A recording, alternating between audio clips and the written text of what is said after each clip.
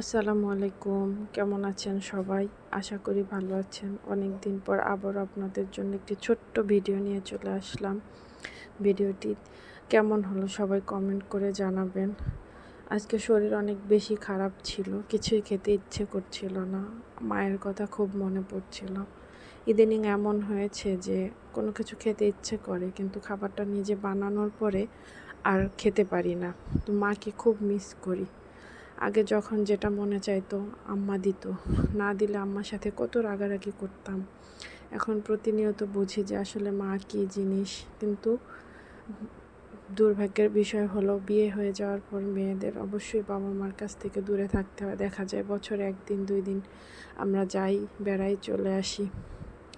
আর মায়ের মতো একজন ননদ আছে, সেও কোনো কিছু খাওয়ার কথা বললে যেভাবে হোক নিয়ে আসে, আল্লাহ তাকে ভালো রাখুক। কিন্তু দুইজন মানুষই হচ্ছে আমার কাছ থেকে অনেক দূরে। তো আজকে খুব মিস করতেছি আম্মুকে এবং সাথে আমার আপুকে। আল্লাহ দুইজনকে ভালো রাখুক। তো রান্না করতে করতে অনেক কথা শেয়ার করলাম।